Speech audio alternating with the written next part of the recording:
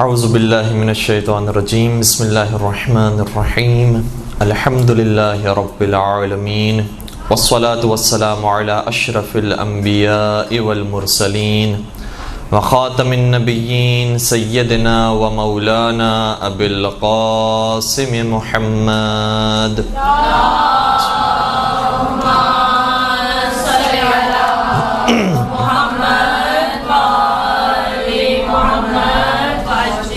وعلى أهل بيته الطيبين الطاهرين المعصومين المظلومين الذين أذهب الله عنهم الرجس وطهرهم تطهيرا.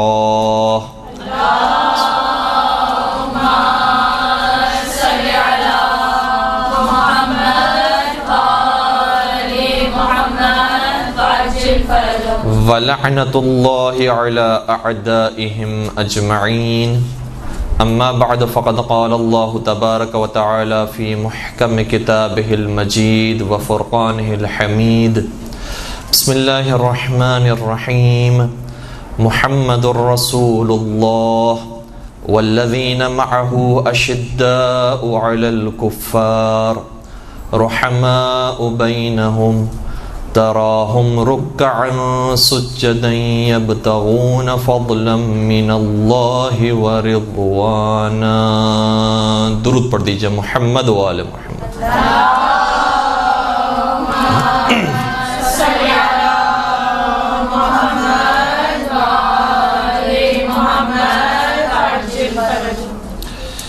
خارن گرامی، آج کے اس دوسرے سیشن کے اندر اس آیت کریمہ کو آپ کی خدمت بیان کرنے کا شرف حاصل کیا ہے. سورہ فتح کی آیت نمبر 29 ہے،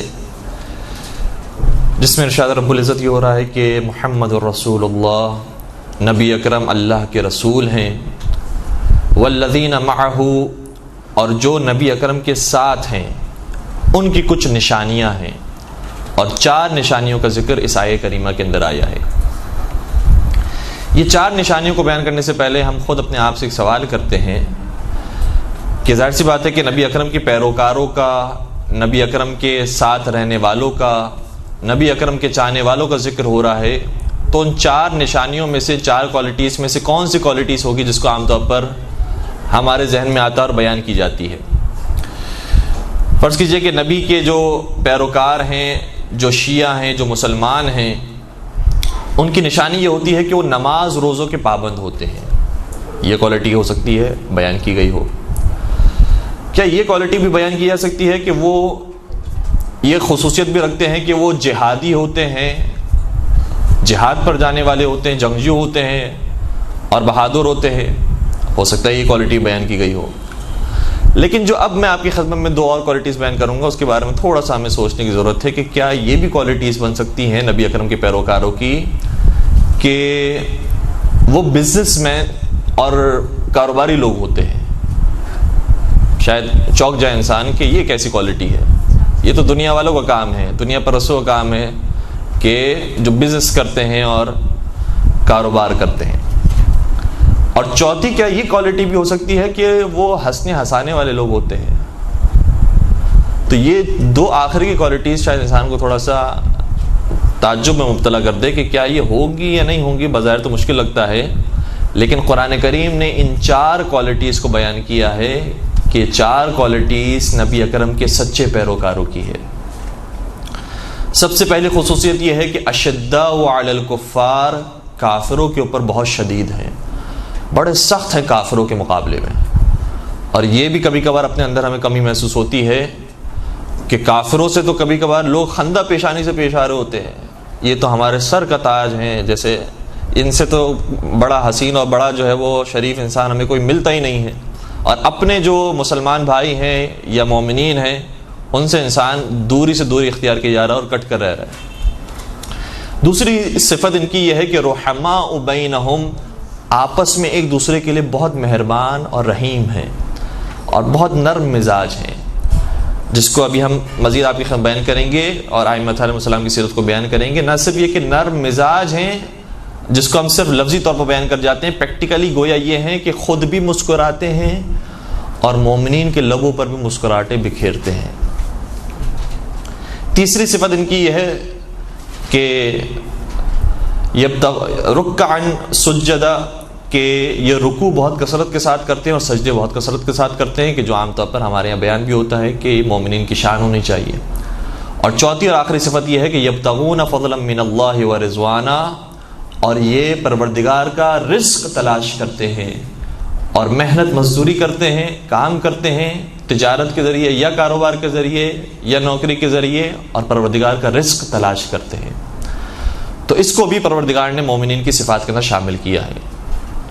تھوڑا سا مختصراً آپ کی خدمت میں معصومین علیہ السلام سے، اور بالخصوص چونکہ رمضان قریب ہے اور جو ماہ رمضان کا شہید ہے اور ہمارے اور آپ کے مولا اور آقا ہیں حضرت علی ابن ابی طالب علیہ الصلوۃ والسلام،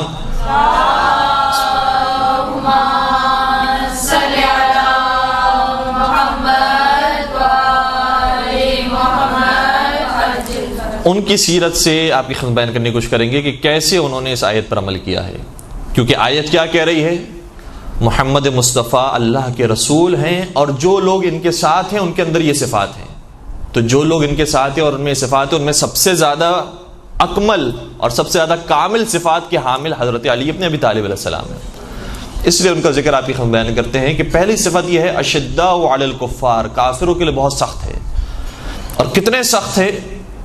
یعنی ویسے تو ہم ساری جنگوں کو اگر دیکھیں تو اگر کوئی نام ہر جنگ کے اندر سر فہرست نظر آتا ہے تو وہ فاتح خیبر و خندق کا نظر آتا ہے، لیکن ایک آیت ایسی ہے جس پر صرف شاید علی مرتضیٰ نے عمل کیا اور کسی نے عمل نہیں کیا اور کوئی کر بھی نہیں سکتا۔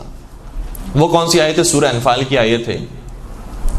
ارشاد یہ ہوتا ہے کہ فشرد بہم من خلفہم، ظاہر نبی اکرم کو مخاطب کیا جا رہا ہے، ورنہ پوری قوم مخاطب ہے کہ اے مسلمانوں، تمہارا فریضہ یہ ہے کہ جب کافروں کا مقابلہ کرو تو ان پر ایسا حملہ کرو اور انہیں ایسے مارو کہ جو ان کے پیچھے رہ گئے ہیں اور ان کے بعد آنے کا حوصلہ رکھتے تھے ان سب کے حوصلے پست ہو جائیں اور وہ سب فرار کر جائیں اور تم سے ڈر جائیں۔ یعنی پہلی صف والوں کو ایسی شکست دو کہ بعد والی صفوں میں جرت ہی پیدا نہ ہو کہ وہ تمہارا مقابلہ کریں۔ یہ آیت کا ترجمہ فشرد بہم، یعنی پہلی صف والوں کے ذریعے منتشر کر دو۔ کس کو منتشر کر دو؟ من خلفہم، جو ان کے پیچھے آ رہے ہیں ان کو منتشر کر دو، ان کو بھگا دو۔ اس آیت کا اگر کسی نے حق ادا کیا ہے تو مولا کائنات ہے، اور مختلف مواقع پر اس کی مثالیں نظر آتی ہیں۔ صرف میں دو موقعوں کی مثال آپ کی بیان کروں۔ ایک ہجرت کا موقع ہے اور ایک جنگ خندق کا موقع ہے۔ ہجرت کے موقع پر نبی اکرم نے ہجرت فرما لی، مکہ سے مدینہ تشریف لے گئے۔ ایک بات ہے کہ جو عام طور پر ہم سنتے رہتے ہیں کہ امانتیں مولا کائنات کے سپرد کی تھی اور مولا کائنات نے ساری امانتیں دینے کے بعد مدینہ کی طرف ہجرت فرمائی، لیکن ایک اور کام بھی تھا جو مولا کائنات کے سپرد کیا تھا، وہ یہ تھا کہ میں تو ہجرت کر رہا ہوں، تم میرے گھر کی خواتین کی حفاظت کرتے ہوئے انہیں مدینے تک پہنچا دینا۔ مدینہ تک پہنچانے کی ذمہ داری مولا کائنات کے سپرد کی گئی ہے، اور اس وقت تک حضرت زہرا سلام علیہ سے ازدواج نہیں ہوا ہے مولا کا۔ تو نبی اکرم کے جو گھر کی خواتین ہیں حضرت زہرا ہیں، اسی طریقے سے اور جو خواتین ہیں، اور باقی جو بنی ہاشم کی خواتین ہیں یا دوسرے اصحاب کی جو خواتین ہیں، حتیٰ بعض روایتوں کے مطابق خلیفہ اول کی جو بیٹی ہے جو زوجہ رسول، ان کی بھی جان بچائی ہے اس موقع پر بھی مولا کائنات نے۔ تو یہ سب آ رہے ہیں مولا کائنات کے زیر نگرانی، اور مولا کائنات اس قافلے کی سرپرستی کرتے ہوئے انہیں مدینہ تک پہنچا رہے تھے۔ جب یہ خبر کفاران قریش کو پہنچی کہ علی مرتضیٰ اس طریقے سے لے جا رہے ہیں محمد مصطفیٰ کے پورے گھرانے کو، تو ان کے پیچھے کچھ افراد کو بھیجا۔ ابو سفیان نے اپنا سب سے شجاع اور سب سے بڑا پہلوان جو اس کا غلام تھا وہ بھیجا، اور اس کے ساتھ کچھ افراد بھی بھیجے۔ جب یہ قافلے کا تعاقب کرنے لگے تو مولا متقیان نے قافلے کو تیزی سے آگے بڑھایا، لیکن بہرحال خواتین کا قافلہ تھا، وہ سارے جنگجو تھے، پہلوان تھے، بہت تیزی سے آئے اور اس قافلے تک پہنچ گئے۔ جب حملہ کرنا چاہتے تھے اور حلقہ بنا کر گھیر کے کھڑے ہو گئے تو مولا کائنات نے بڑے اطمینان سے کہا کہ اگر تم چاہتے ہو کہ ہم تمہارا مقابلہ نہ کریں تو تم اسلام لے کر آؤ۔ گویا ان کے نزدیک تو یہ کوئی مزے کا خیز بات تھی کہ اکیلے تم ہو کر ہمیں ہی کہہ رہے ہو کہ اگر تم ہمارا مقابلہ کرنا چاہتے ہو تو تم اسلام لے کر آؤ۔ گویا ہمیں کہنا چاہیے تھا کہ اگر تم اپنی جان بچانا چاہتے ہو تم کافر ہو جاؤ، تم ہمیں کہہ رہے ہو ہم مسلمان ہو جائیں۔ ہم مسلمان کہاں ہونے والے، ہم مسلمان نہیں ہوں گے۔ کہ اچھا پھر اگر مقابلہ نہیں کرنا چاہتے ہو اور اپنی جان بچانا چاہتے ہو تو کافر رہ کر ہی واپس تو مکہ چلے جاؤ، ہم تمہیں کچھ نہیں کہیں گے، کہ ہم تو تمہارے پیچھے آئے تمہیں مارنے کے لیے، ہم کیوں چھوڑ کر جائیں گے؟ کہ اگر پھر یہ بات ہے تو پھر تیار ہو جاتے ہیں لڑنے کے لیے. اور ابو سفیان کے غلام نے تلوار نکال لی، مولا کائنات نے بھی تلوار نکالی، اور یہ سب تیار تھے جنگ کرنے کے لیے، اور سب جانتے تھے کہ ایک فرد کیا مقابلہ کرے گا ہم سب کا. لیکن مولا کائنات نے اس ایک پہلوان کو جو سب سے ان میں طاقتور تھا اس پر ایسا وار کیا کہ باقی خود بخود فرار کر گئے، اور باقیوں کی جرت ہی نہیں ہوئی کہ وہ دوبارہ کھڑے ہوتے اور آتے مقابلے کے لیے. اور مولا کائنات نے اس آیت پر عمل کر کے حق ادا کیا اس آیت کا کہ اے مسلمانوں، اگر تم بھی صحیح طریقے سے جینا چاہتے ہو اور اسلام کو واقعا ترقی دینا چاہتے ہو تو جب دشمن کا مقابلہ ہو تو ان پر کوئی رحم سے کام نہ لینا، اور نہ صرف یہ کہ انہوں نے جتنا ظلم کیا ہے اتنا ہی تمہیں ظلم کرنا، اتنا ہی تمہیں جواب دینا ہے اور عدل سے پیش آنا ہے، بلکہ جب وہ تمہیں پورا ختم کرنے کا سوچ چکے ہیں اور چاہتے ہیں کہ تمہارے ایک ایک بچے کو مار ڈالیں، تو پھر تمہاری ذمہ داری بنتی ہے کہ ان کے بھی پہلی ہی صف پر ایسا حملہ کرو کہ باقیوں کی جرت نہ ہو کہ تمہارے اوپر انگلی اٹھا سکیں. اس آیت پر مولا کائنات نے اس موقع پر عمل کیا، اور پھر یہ قافلہ آسانی سے مدینہ تک پہنچا. جنگ خندق کے موقع پر بھی جب عمر بن عبدود خندق کو پھلانگ کر آ چکا تھا تو وہ اکیلا شخص نہیں تھا، اس کے ساتھ 4 اور افراد بھی تھے. یہ 5 لوگ جب آئے مسلمانوں کے مقابلے پر، مسلمانوں کی تعداد زیادہ تھی. عمر بن عبدود کا جاہ و جلال تھا، مشہور تھی اس کے بارے میں بات کہ اکیلا ہزار لوگوں کا مقابلہ کر لیتا، اور لوگ نہیں بلکہ ڈاکوؤں کا مقابلہ کیا، اس نے قاتلوں کا مقابلہ کیا ہے، جو ویسے ہی فن کے ماہر تھے ان کا مقابلہ اس اکیلے نے کیا ہے. تو کون ہے جو اس کے مقابلے پر جائے گا؟ پیغمبر اکرم بار بار فرماتے رہے حل من مبارز، کون ہے جو اس سے لڑنے کے لیے جائے؟ اور کوئی کھڑا نہیں ہوتا ہے، سب ایک دوسرے کی شکل دیکھتے ہیں. اور بعض نے اس طریقے سے منظر کشی کی ہے کہ ایسا محسوس ہوتا تھا کہ ان کے سروں پر پرندے بیٹھے ہوئے ہوں، اس طریقے سے ساکت ہو چکے تھے، اور انہیں سانپ سونگھ گیا تھا کہ بالکل حرکت نہیں تھی، کہ ہماری ایک حرکت سے بھی پیغمبر یہ نہ سمجھ لے کہ ہم جانا چاہتے ہیں. ایسے ساکت ہو کے بیٹھے تھے، اور مولا کائنات سکون کے ساتھ کھڑے ہوتے ہیں، یا رسول اللہ میں جانے کے لیے تیار ہوں، آپ کے ہر حکم پر لبیک کہنے کے لیے تیار ہوں. پیغمبر مولا کائنات کو بٹھا دیتے ہیں اور مولا کائنات تشریف فرما ہوتے ہیں. پھر یہی سوال کرتے ہیں، اور پھر صحابہ میں کوئی جنبش نہیں ہے. پھر مولا کائنات کھڑے ہوتے ہیں، پھر بٹھایا جاتا ہے، پھر تیسری مرتبہ سوال کیا جاتا ہے، پھر کھڑے ہوتے ہیں، یہاں تک کہ مولا کائنات کو بھیجا جاتا ہے. اور اس کے اندر بڑی بڑی سندیں ہیں جو مولا کائنات کو دی گئی ہیں، اور ایسی سندیں دی گئی ہیں کہ خود اہل سنت کتابوں کے اندر یہ بات موجود ہے. ایک بڑا مشہور نام ابن ابی الحدید معتزلی کا، انہوں نے اپنی کتاب شرح نہج البلاغہ کے اندر اپنے استاد کے حوالے سے لکھا ہے کہ ان کے استاد سے کسی نے سوال کیا کہ خلیفہ اول کا مقام زیادہ تھا یا حضرت علی مرتضیٰ کا مقام زیادہ تھا، تو ان کے استاد نے جواب دیا کہ تم صرف خلیفہ اول کی بات کرتے ہو، سارے مہاجرین اور سارے انصار کو اگر ایک طرف کھڑا کیا جائے اور علی کی خندق میں ایک ضربت کو ایک طرف رکھا جائے تو وہی ایک ضربت سارے مہاجرین اور سارے انصار کے اعمال سے افضل ہے، وہ ایک ضربت. تو اس واقعے کو مختلف علماء کرام نے بیان کیا ہے. اس موقع پر جب بھیج رہے تھے تو فرمایا کہ برز الایمان کلہ الی الکفر، کل ایمان کل کفر کے مقابلے پر جا رہا ہے.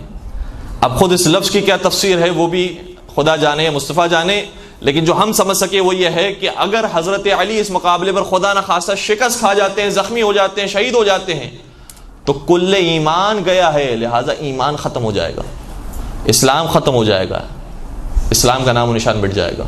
اور اگر علی مرتضیٰ نے اسے واصل جہنم کر دیا اور اسے ختم کر دیا تو کل کفر ختم ہو جائے گا، اب اسلام کا پرچار ہوگا اور اسلام ہر جگہ پر ہوگا. اتنی نازک جنگ ہے یہ. اور ایسے موقع پر جب مولا کائنات عمر بن عبدود کے مقابلے پر جاتے ہیں، وہاں پر بھی وہی جملے پیش کیے. فرمایا اے عمر، میں تجھے 3 باتیں کہتا ہوں، یا تم مسلمان ہو جا تو ہم دونوں بھائی بھائی ہیں. وہ بھی حیران ہے کہ یہ اتنے کم عمر کا جوان، اس وقت مولا متقیان کی عمر مبارک تقریباً 30 برس کی ہے، 30 برس کا جوان. اور مولا متقیان یہ عجیب واقعات ہیں. جنگ بدر کے موقع پر بھی 24-23 برس کی عمر مبارک ہے. اس عمر مبارک کے جوان میں طاقت کتنی ہوتی ہے. لیکن خود مولا کائنات نے اور ان کے پھر شیر بیٹے حضرت عباس نے اور اسی طریقے سے مولا حسین نے بتایا ہے کہ ہم نوجوانی میں ہوں تب بھی ہم شیر ہوتے ہیں، ہم بڑھاپے تک پہنچ جائیں تب بھی ہم شیر ہوتے ہیں۔ اللہم صل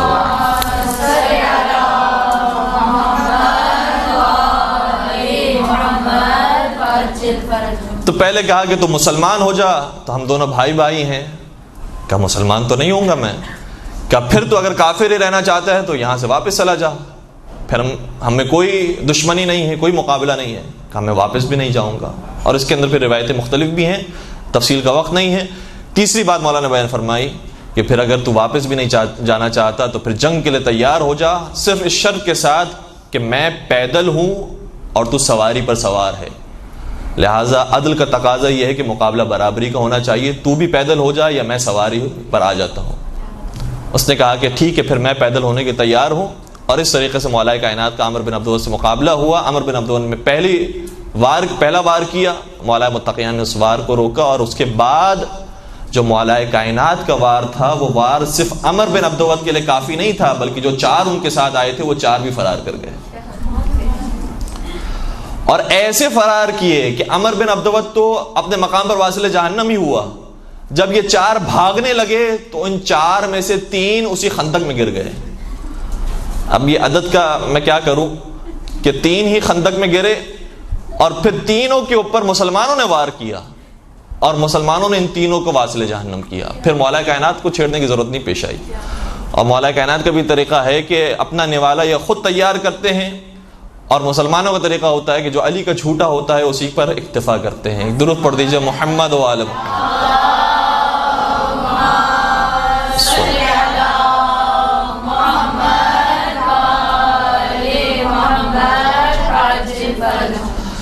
تو اس طریقے سے کافروں پر شدید ہیں، یہ مسلمانوں کی پہچان ہے۔ اچھا، بعض لوگ ایسے ہیں جن کے لیے بہت بات آسان ہے کہ ہاں ہمارے لیے کوئی مسئلہ نہیں ہے، ہم گن بھی اٹھا سکتے ہیں، ہم کلاشنکوف اٹھا سکتے ہیں، ہمارے پاس ہتھیار ہیں، اسلحے ہیں، ہم سب کچھ استعمال کر سکتے ہیں، ہمارے لیے کوئی مسئلہ نہیں ہے۔ کیوں مسئلہ نہیں ہے؟ کیونکہ ان کے مزاج میں لڑنا ہے۔ تو جن کے مزاج میں لڑنا ہو ان کے لیے یہ بات تو آسان ہے، دوسری بات مشکل ہے۔ رحماء بینہم ان کے لیے مشکل ہے، آپس میں میل جول کرنا یہ بھی مومن کی نشانی ہے، تو وہ بھی کر سکتے ہیں۔ نرم مزاجی بھی اتنی ہے، اور جو نرم مزاج ہیں، جو پیار و محبت سے ہر ایک سے بات کرنے والے ہیں، ان کے لیے اس موقع پر سختی دکھانا بڑا مشکل ہے۔ صرف علی مرتضیٰ وہ واحد ایسے مزاج نظر آتے ہیں جو جہاں سختی دکھانا ہو اور جہاں دشمنوں کا مقابلہ کرنا ہو ان سے زیادہ کوئی سختی نہیں دکھا سکتے، اور جہاں پیار اور محبت سے بات کرنی ہو یہ تو یتیموں کو دیکھ کر علی رونے لگتے ہیں۔ ایک مرتبہ بیت المال میں شہد آیا تو مولا متقیان نے نہیں فرمایا کہ میرے بیٹوں کو میری بیٹیوں کو آواز دے دو وہ آ جائیں اور شہد کھا لیں، انہوں نے کتنے عرصے سے نہیں کھایا ہوگا۔ فرمانے لگے یتیم بچوں کو بلاؤ، شہیدوں کے بچوں کو بلاؤ، جن کا کوئی سرپرست نہیں ہے، کوئی والی وارث نہیں ہے، ان کے بچوں کو بلاؤ۔ اور جب وہ بچے آئے تو نہ صرف یہ کہ انہوں نے شہد کھایا بلکہ خود مولا کائنات نے اپنے دست مبارک سے ان کے دہن میں اتارا ہے اور ایک ایک کو کھلایا ہے۔ اس قدر نرم مزاج بھی تھے، اور اس صفت کو حیران ہوتے ہیں لوگ۔ سید رضی نے اس صفت کو ذکر کیا ہے، ابن ابی الحدید معتزلی نے اس کے بعد آ کر اس صفت کو مزید کھولا ہے، اور پھر بہت سارے علماء نے اسی صفت کے اوپر گفتگو فرمائی ہے۔ یہ کیسی صفت ہے علی مرتضیٰ کے اندر؟ ہمیں کوئی شجاع نظر آتا ہے تو ہم اس کی شجاعت کا بڑا ذکر کرتے ہیں، وہ شجاعت کے اندر واقع معراج پر ہے۔ کوئی انسان نظر آتا ہے جو علم کی معراج پر ہے، بہت بڑا عالم دین ہے، ہم اس کی تعریف کرتے ہیں۔ کوئی ہمیں نظر آتا ہے جو بڑا کریم ہے، بڑا سخی ہے، ہم اس کی تعریف کرتے ہیں۔ کوئی ہمیں نظر آتا ہے جو بڑا عابد و زاہد ہے، ہم اس کی تعریف کرتے ہیں۔ لیکن ہم علی کا کیا کریں؟ علی سب سے بڑے عابد بھی ہیں، علی سب سے بڑے سخی بھی ہیں، علی سب سے بڑے شجاع بھی ہیں، علی سب سے بڑے زاہد بھی ہیں، علی سب سے بڑے کریم بھی ہیں۔ علی کے اندر ساری صفات موجود ہیں، علی مرتضیٰ کو کس طریقے سے بیان کریں؟ تو اس صفت کا نام سید رضی نے رکھا ہے، علی ذل ازداد کے مالک ہیں، یعنی متضاد صفات مولا کے اندر جمع ہو گئی ہیں، متضاد صفات۔ ورنہ یا انسان سخت مزاج ہوتا ہے تو ہر چیز میں سخت مزاج ہوتا ہے، یا انسان نرم مزاج ہوتا ہے تو ہر چیز میں نرم مزاج ہوتا ہے، لیکن علی کے اندر متضاد صفات موجود تھی۔ میں مؤدبانہ درس ادب جوڑ کر سید رضی سے بھی اور جو باقی بزرگان ہیں ان سے بھی کہوں گا جنہوں نے بعض نے تو بہرحال اس بات کو ذکر بھی کیا، اور خود سید رضی بھی اس بات کی طرف متوجہ ہے، میری اوقات کیا، میں حقیر سے طالب علم، لیکن بات کو سمجھانے کے لیے عرض کروں کہ مولائے کائنات میں متضاد صفات موجود نہیں تھی، بلکہ صرف ایک صفت موجود تھی جو ساری صفتوں پر بھاری تھی، کہ علی خدائی رنگ میں رنگے ہوئے تھے۔ علی کی صفت الہی صفت تھی، جس طریقے سے پروردگار کافروں کو آتش جہنم میں جلائے گا، یزید، فرعون، نمرود، شداد جیسوں کو آتش جہنم میں پھینکے گا، اور اسی طریقے سے بہت سو کو جنت میں بھیج دے گا، تو جس طریقے سے پروردگار کافروں پر قہر ڈھانے والا ہے اور مومنوں سے اور مسلمانوں سے اور صحیح نیک عمل انجام دینے والوں سے محبت کرنے والا ہے، ویسا ہی کردار مولائے کائنات کا ہوتا تھا۔ تو مولائے کائنات کے چند مظاہرے جو اشداء علی الکفار کی مصداق ہیں، دوسری طرف سے رحماء بینہم، آپس میں بہت محبت اور مہربان ہیں، یعنی یہ پہلوان بھی ہیں، یہ مہربان بھی ہیں۔ مہربان کتنے ہیں؟ مولائے کائنات کا یہ طریقہ رہا، اور کئی سارے واقعات ہیں اس حوالے سے، اور بلکہ یہ سبب بھی بنا مولائے کائنات کی خلافت کے چھننے کا، کہ مولائے کائنات مزاح بہت فرمایا کرتے تھے، مزاح بہت فرمایا کرتے تھے، اور یہ بڑی خصوصیت ہے، انسان کے اندر یہ خصوصیت ہونا چاہیے۔ بعض لوگ یہ سمجھتے ہیں کہ جب فلاں شخص مدرسے میں چلا گیا، حوزے میں چلا گیا، قم چلا گیا، نجف چلا گیا، امامہ سر پر آ گیا، انہوں نے خطابت شروع کر دی، انہوں نے لباس پہن لیا عالموں کا، اب ان سے گفتگو نہیں کی جا سکتی، بڑے سخت ہو گئے ہیں، ان سے اگر بات بھی کریں گے سوال کرتے ہوئے ڈر لگتا ہے۔ اگر ایسی صفت انسان پیدا کر رہا ہے تو معاشرے میں اور دین کا نام خراب کر رہا ہے۔ کیا نبی اکرم کا کردار تھا؟ کیا مولائے کائنات کا کردار تھا؟ مولائے کائنات سے بڑا عالم کون ہوگا؟ انہوں نے کیا مزاج پیش کیا ہے، ان کا کیا مزاج تھا، ویسا مزاج ہونا چاہیے۔ مولا متقین ایک مرتبہ شیخین کے درمیان موجود تھے۔ شیخین کے بارے میں شاید آپ جانتے ہوں گے یقیناً کہ ان دونوں کا قد بہت زیادہ دراز تھا، بڑے قد کے مالک تھے، درمیان میں مولائے کائنات تشریف فرماتے۔ ان میں سے کسی نے مذاق میں مولائے کائنات سے کہا کہ اے علی، تمہاری مثال تو ہمارے درمیان ایسی ہے کہ جیسے لنا میں نون کا نقطہ ہوتا ہے۔ لنا جب لکھا جاتا ہے لام نون الف کا، تمہاری مثال ہمارے درمیان ایسی ہے کہ جیسے لنا میں نون کا نقطہ ہو۔ مولا نے بھی مذاق میں جواب دیا، کہا اگر یہ نون نہ ہو تو تم لا کے علاوہ کچھ نہیں ہو، تمہاری کوئی حیثیت نہیں ہے، کیونکہ لا کا مطلب نہیں ہوتا ہے عربی میں۔ تو مولا متقیان بھی مزاح فرمایا کرتے تھے، اور اسی طریقے سے دوسرے لوگ بھی مزاح کیا کرتے تھے۔ پیغمبر اکرم کی زندگی میں مزاح ملا، پیغمبر اکرم کے ساتھ بھی مولا کائنات تشریف فرماتے، یہ مشہور واقعہ بھی ہے، اور کبھی کبھار لوگوں کے ذہنوں میں سوال بھی آتا ہے، لیکن میں اس کی طرف نہیں جاؤں گا کہیں ذہن مشوش نہ ہو جائے، کہ پیغمبر اکرم بھی کھجور تناول فرما رہے تھے، مولا کائنات بھی کھجور تناول فرما رہے تھے۔ پیغمبر اکرم مزاح کرتے ہوئے اپنی گٹلیاں مولا کائنات کے سامنے رکھ دیتے تھے، اور ساری گٹلیاں مولا کائنات کے قریب جمع ہو گئی۔ پھر جب کھجوریں ختم ہوئی تو نبی اکرم نے مولا کائنات سے مخاطب ہو کر فرمایا کہ یا علی انک لاکول، علم تم کتنا کھاتے ہو، کتنی کھجوریں تم نے کھا لی؟ تو مولا متقیان نے جواب دیا، دیکھیں ادب اپنے مقام پر، اور کتنا خوبصورت مزاحیہ جواب دیا ہے۔ مولا کائنات نے فرمانے لگی الاکول من اکل الرطب والنوا، زیادہ کھانے والا تو وہ ہے کہ جس نے کھجوریں بھی کھا لی اور گٹلیاں بھی کھا لی۔ یہ نہیں فرمایا کہ خدا نخواستہ آپ زیادہ کھانے والے اور آپ نے کھا لی، کہا کہ زیادہ کھانے والا تو وہ ہے جس نے دونوں چیزیں کھا لی۔ اور اس طریقے سے صرف مولا کی زندگی میں اور نبی اکرم کی زندگی میں نہیں، اصحاب بھی مزاح فرمایا کرتے تھے، اور یہ اس ماحول کے اندر مزاح ہو رہا ہے جب جنگیں بھی ساتھ ہو رہی ہیں، جنگ بدر ہے، جنگ احد ہے، جنگ خیبر ہے، جنگ خندق ہے، جنگ حنین ہے، جنگ تبوک ہے، ساری پریشانی اپنے مقام پر۔ پیغمبر اکرم کی ہجرت مکہ سے اور لوگوں کی، مسلمانوں کی دنیا جہاں سے ہجرت مدینہ کی طرف، ابھی ہمارے درمیان ایک تھوڑی سی انڈیا اور بھارت اور پاکستان کی تھوڑی سی جنگ ہو گئی تھی، سب کے اوسان خطا ہو گئے، سب نے دعاؤں کے اتنے میسیجز کیے، خدا را یہ جنگ نہ ہو، ہماری جانیں بچ جائیں، ہم وہاں پر ہیں، ہم وہاں پر ہیں، تو پریشانی کیفیت ہو گئی۔ پیغمبر اکرم اسی پریشانی کے دور کے اندر اتنے مسکرا کر، اتنے مزاحیہ انداز میں کہ طبیعت کو اپنے نرم رکھا ہوا ہے، مسلمان آپس میں نرم مزاجی سے اور محبت سے پیش آنے والا۔ ایک مرتبہ ایک خاتون اپنے شوہر کی شکایت لے کر آئی نبی اکرم کی خدمت میں جھگڑا ہو کر آئے، جھگڑا کیا تھا، جھگڑا کے بعد آئی تھی پیغمبر کی خدمت میں تاکہ شوہر کے بارے میں کوئی شکایت کرے. جب یہ پہنچی نبی اکرم کی خدمت میں، نبی نے ارشاد فرمایا تمہارا شوہر وہی ہے نا کہ جس کی آنکھوں میں سفیدی ہے؟ کہنے لگی نہیں، سفیدی تو نہیں ہے اس کی آنکھوں میں، آنکھیں ٹھیک ہے، سالم ہیں. کہا کیوں نہیں، اس کی آنکھوں میں سفیدی ہے. کہا نہیں یا رسول اللہ وہ میرا شوہر نہیں، میرے شوہر کی آنکھیں بالکل ٹھیک ہے، صحیح و سالم ہے. تو اب ایسے ایسے وہ دفاع کرنے لگی اپنے شوہر کا، آئی تھی شکایت کرنے کے لیے، خود بخود دفاع کرنے لگی. پیغمبر اکرم نے بار بار فرمایا کہ نہیں اس کی آنکھوں میں سفیدی ہے، سفیدی ہے. وہ منع کرتے رہے، یہاں تک کہ نبی اکرم نے ارشاد فرمایا کہ کوئی ایسا انسان نہیں ہے کہ جس کی آنکھوں میں سفیدی نہ ہو، کیونکہ سفیدی نہ ہو تو انسان اندھا کہلاتا ہے. وہ کوئی اور سفیدی سمجھ رہی تھی جو ہمارے معروف بھی ہے ایک بیماری. کہا فرمایا کہ اگر کسی کی آنکھوں میں سفیدی نہ ہو تو وہ بینا ہی نہیں ہوتا. وہ مسکرا کر پھر چلے گئی. اور لا تعداد واقعات اس طریقے سے. اب کچھ واقعات آپ کے سنے میں تکرار نہیں کرنا چاہ رہا تھا، اور اس بات کو بیان کرنے کا مقصد تھا کہ یہ جو ہنسنے ہنسانے کی فضا ہے اسے قائم کرنا بہت ضروری ہے، اور ٹھنڈا مزاج اور حسن اخلاق یہ بہت ضروری ہے. چھٹے سرکار حضرت امام جعفر صادق علیہ الصلوۃ والسلام ارشاد فرماتے ہیں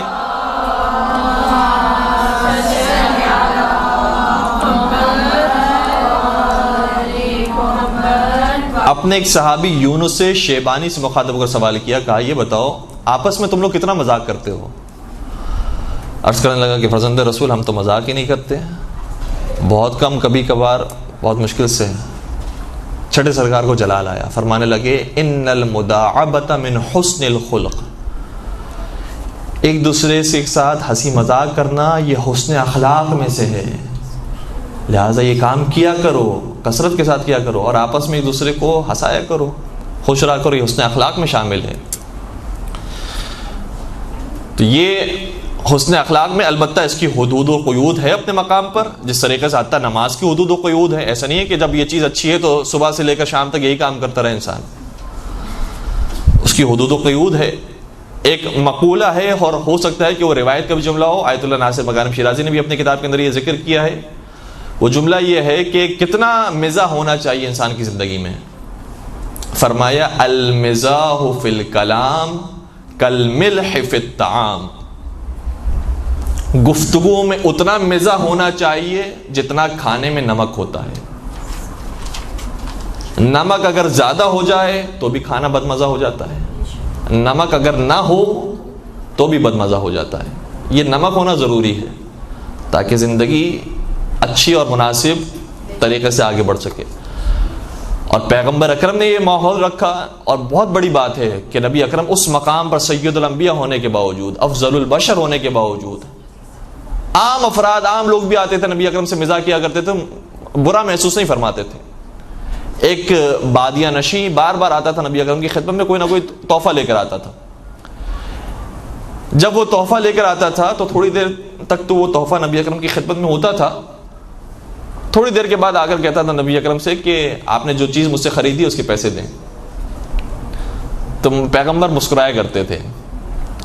اور ایک دن جب پیغمبر اکرم غمگین حالت میں تھے تو فرماتے ہیں کہ کاش وہ بادیہ نشین آتا میرے پاس اور میرے مزاج کو بہتر کرتا.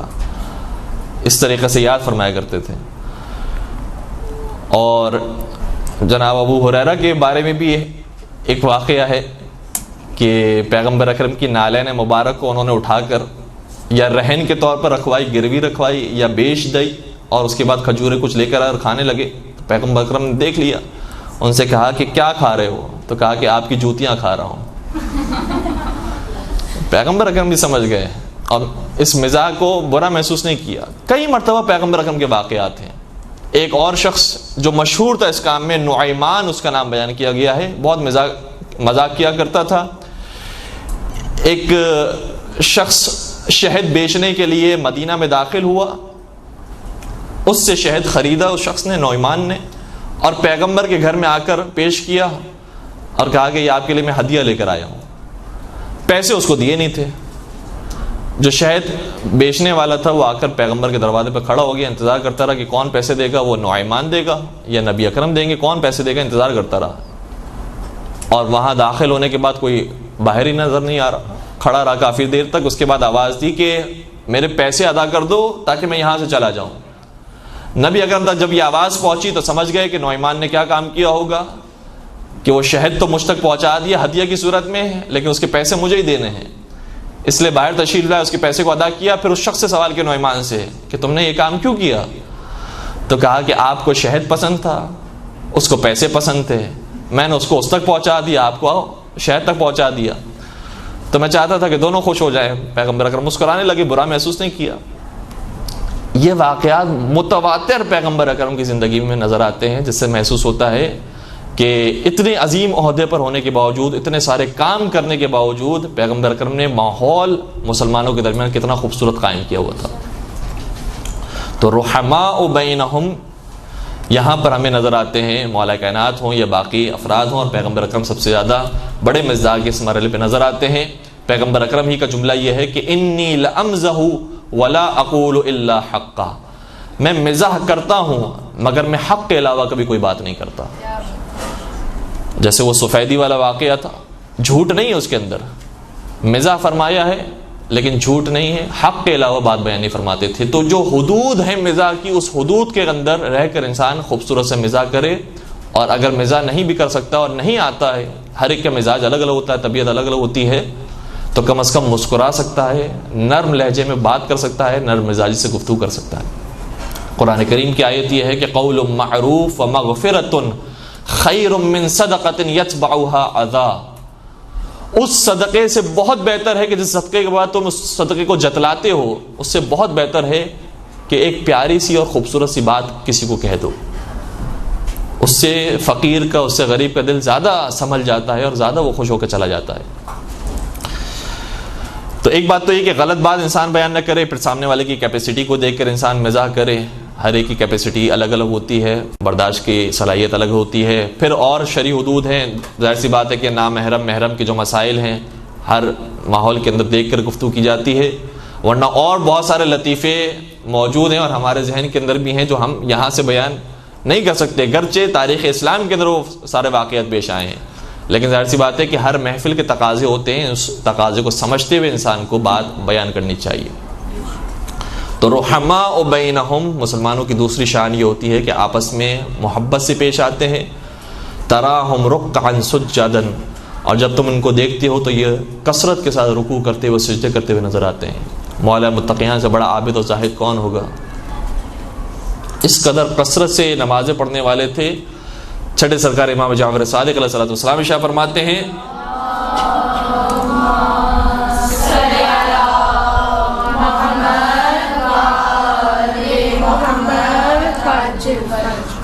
کہ ان علی فی آخر عمرہ کان یصلی فی کل یوم ولیلۃ 1000 رکعۃ تطوعا. ظاہراً یہ الفاظ ہیں. فرماتے ہیں کہ مولا متقیان اپنی زندگی کے آخری عمر میں 1000 رکعت نماز پڑھا کرتے تھے. اور اس 1000 کو انسان اسی وقت سمجھ سکتا ہے جب شب قدر میں 100 رکعت پڑھ کے دکھائے. تو وہ 1000 رکعت مولا متقیان نماز پڑھا کرتے تھے. اور کیسی نمازیں ہوتی تھی؟ ابو دردہ کی روایت یہ ہے، کہتا ہے کہ ایک مرتبہ میں مدینے کے باغ سے گزر رہا تھا، رات کا وقت تھا، تاریخی اور پرانا زمانہ ہے جہاں پر رات ہوتے ہی لوگ سو جایا کرتے تھے. میں رات کے وقت ایک باغ سے گزر رہا تھا تو مجھے سرگوشوں کی آواز آئی.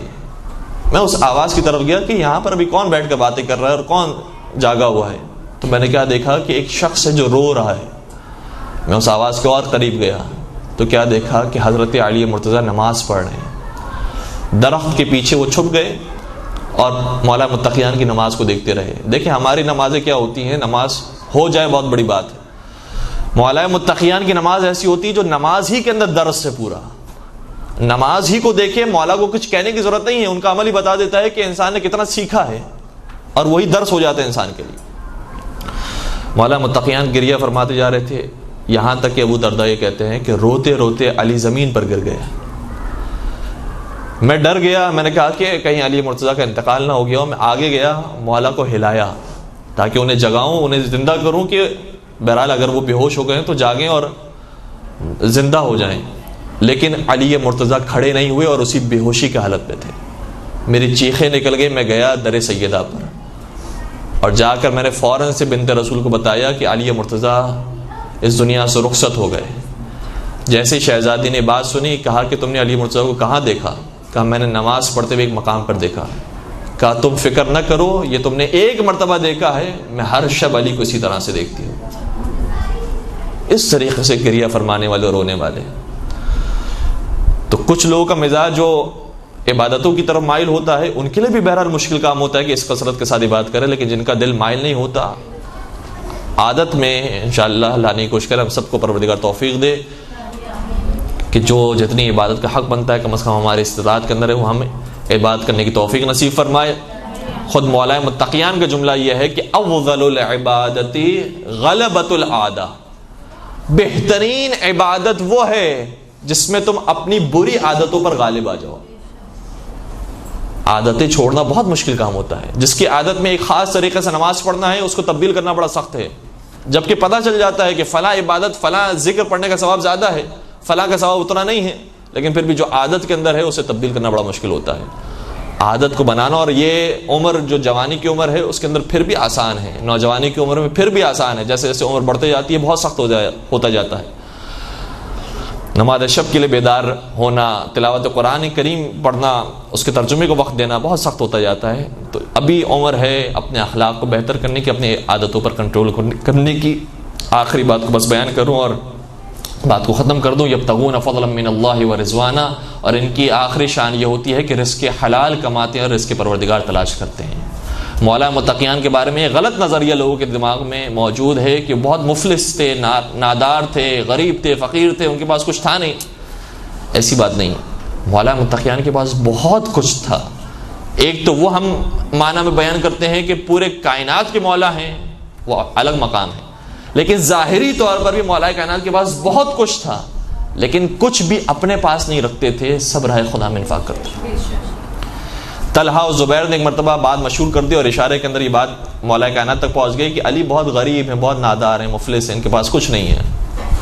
مولا نے کہا کہ اس سال جو ہماری فصل کٹے گی ان ساری فصل کو ایک جگہ پر جمع کرنا. فصل کو سب کو جمع کیا گیا. کہا اس فصل کو اب پیسوں میں تبدیل کرو. پیسوں میں جب تبدیل کیا گیا اور جا کر طلحہ و زبیر کو بتایا گیا تو وہ حیران رہ گئے کہ کتنے پیسے بنے جو مولا کائنات کی صرف ایک سال کی فصل کی کٹائی کے بعد حاصل ہوئے تھے. امام نے بتایا، اس تک یہ بات پہنچائی کہ مولا کائنات کی صرف ایک سال کی اس چیز کی آمدنی 1,00,000 دینار کے برابر تھی. 1,00,000 دینار. ایک دینار کی ویلیو 1,00,000 روپے کے برابر ہوگی آج. ایک دینار کی ویلیو 1,00,000 روپے کے برابر. 1,00,000 دینار مولا کے پاس سالانہ آتے تھے اور وہ رائے خدا میں انفاق کیا کرتے تھے. تو اتنا کچھ ہونے کے باوجود وہی جو پرانی سادہ زندگی تھی اسی کو مولا متقیان نے جاری رکھا. ابن ابی الحدید معتزلی یہ لکھتا ہے کہ مولا کائنات نے کئی سارے کنویں تھے جو کھودے تھے، لیکن جب کنواں کھودتے تھے اور پانی اس کا حاصل ہوتا تھا تو خود اس پر قبضہ نہیں کرتے تھے، بلکہ جیسے اس کا پہلا پانی کا چشمہ پھوٹتا ہوا دیکھتے تھے فوراً فرماتے تھے یہ میں نے رائے خدا میں وقف کر دیا. تو مولا کائنات رزق خدا تلاش کرنے والے اور رزق خدا حاصل کرنے والے تھے، لیکن اتنا رائے خدا میں انفاق کرنے والے بھی تھے. اب ہمارے پاس وقت تقریباً ختم ہو چکا ہے، لیکن مجھے نہیں معلوم کہ اب مسائب بیان کرنے کا وقت ہے نہیں ہے. شاید بینس آپ کے یہاں پر 6 بجے آ جاتی ہے. اگر جانے کا وقت ہو گیا ہے تو مجھے بتا دیجیے، ہم یہیں پر ہی اپنے آرائز کو ختم کر دیتے ہیں. انشاءاللہ پروردگار سے دعا کرتے ہیں کہ جتنی باتیں کہی ہیں اس پر عمل کرنے کی توفیق نصیب فرمائے. سیرت محمد و آل محمد پر عمل پیرا ہونے کی توفیق نصیب فرمائے. محبت محمد و آل محمد کو ہمارے دلوں میں سرشار فرمائے. ان کی شفاعت سے ہم سب کو بہرمند فرمائے اور ان کی آخری حجت کے ظہور میں تعجیل فرمائے. ان کے عاشقین، محبین، چاہنے والوں میں ہم سب کا نام شامل فرمائے. برحمتک یا ارحم الراحمین وصلی اللہ علی محمد و آلہ الطاہرین.